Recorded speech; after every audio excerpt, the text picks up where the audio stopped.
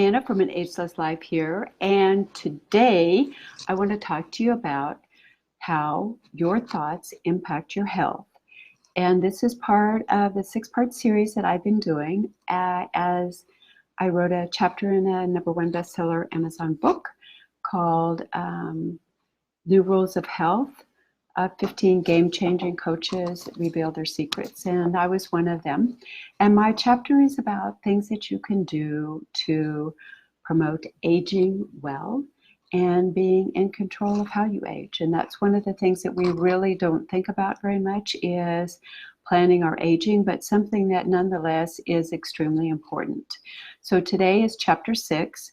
I had them broken out on health, hydration, eating, attitude of gratitude, let your body move, train yourself to sleep, and H is healthy thoughts and actions. And I want to spend a little bit of time just talking about the healthy thoughts portion of it. We don't really consider this as part of what impacts our lives, but it has a huge impact. I was just reading about some of the studies the other day that talk about how what we think basically, the brain tells the body what to do. So if I think, oh, my body hurts, the brain says, we need to send out pain. Boom, my body hurts. And it might be things that I normally do that would have a little bit of pain. Pain intensity is increased. Or it might be something by saying, oh, I'm so clumsy. Boom, your body implements it immediately. And you trip over something, or you slam your hand in a door, or you drop something, all of those kinds of things. So I want to really dive into healthy thoughts today. And I don't think we sometimes even realize when we're having those kinds of thoughts that aren't helpful or healthy for us to have. And it's the way that we talk to ourselves. So that's going to be #1. There's actually 2 parts to this one. #1 is listening to your negative self-talk. Hi, Sarah. Thanks for joining.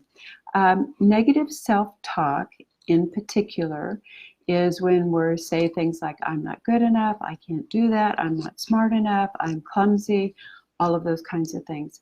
And a lot of times we don't even realize that we're doing it. We don't know. And so what I'd like for you to do is to pay attention to how you talk to yourself.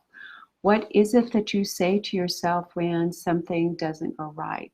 Do you say, I'm too stupid, or I should have known better, or any of those kinds of things? Another alternative might be saying, gee, maybe I need some help to figure this out. Or it might be, well, I learned a great lesson. I'm not going to do that way before. And one of the things that I think is absolutely great is Thomas Edison. You know, how many times did he try to invent a light bulb? You know, a couple thousand, 10,000 times. What he said is, I wasn't a failure. I didn't fail. What I learned is 1,000 ways that would not make a light bulb work. He knew more every time he did it than what he had learned before he tried it.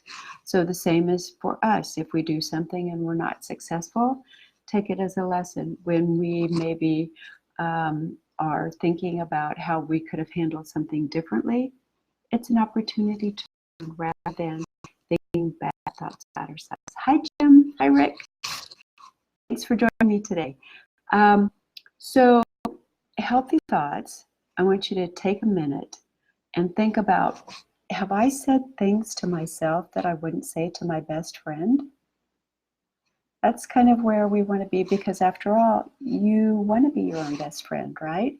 You want to be the person who gives you the incentive and the energy and those kinds of things to move forward. Again, what the brain says, the body implements immediately. So make a list of the things that you say to yourself, or pay attention to those. For me, it's always in times when I'm stressed, or I have a deadline, or something doesn't go the way that I think it should. It's a work in progress. We all have things that we do that we want to be better at, or we want to think better about ourselves. The other thing, so that's #1, right? Talk to yourself like you would your best friend, and when you notice that you're saying something that's not very kind to yourself, change it around. Second thing is, and this one I think for some people, I know for me when I first started doing this, it was really the hardest, was when you look in the mirror, pick out one thing that you like about the way that you look. Now, that sounds kind of weird, and for some people, it's really hard.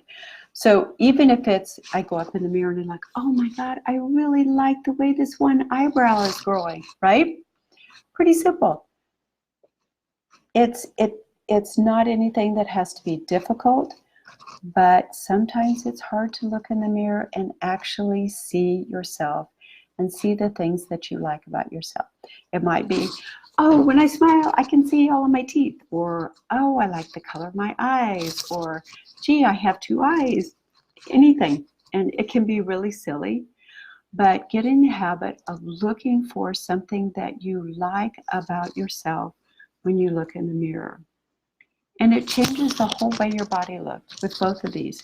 So if I think to myself, oh, I'm such a failure because I couldn't do that and it didn't work out right and I don't like the way they look and I don't like the way I look today and I feel fat or I have too many wrinkles or, I don't know. Versus saying, okay, that was good. I tried something, it didn't work. I know more now than I did when I started. Or today, I really like the way that my lips look. Or I like the way that, it might be I like the way that this side of my hair looks today. It's really looking pretty nice. It's great. Any of those kinds of things to start to build that energy that you want, but also to understand that there are things about you that are absolutely wonderful. And the key is for you to discover what they are so you feel better about yourself, but also look better. It's kind of a self-fulfilling prophecy. The more you do it, the better you feel, the more spark you have, and the more that other people will notice and start treating you differently. So I promised if you stayed with me to the end, I would tell you about a bonus. I had 4 people offering it now to 3 slots remaining for people who are interested in having a 2-session call with me. It's kind of a jump start. It can be on the topics that I've talked about for these, or it can be on anything else. So I'd like for you to private message me and let me know, and we can get together and chat to see if there's something that you would like and if it's a good fit. So that's it for the series. I hope you've enjoyed it and gotten something out of it. I know it's been tremendous fun for me to share these things, things that I know work. I've worked with other people. They've worked for me, and I would love to share it with you and make a difference in your life. Thanks for now, and more to come next time. Bye-bye.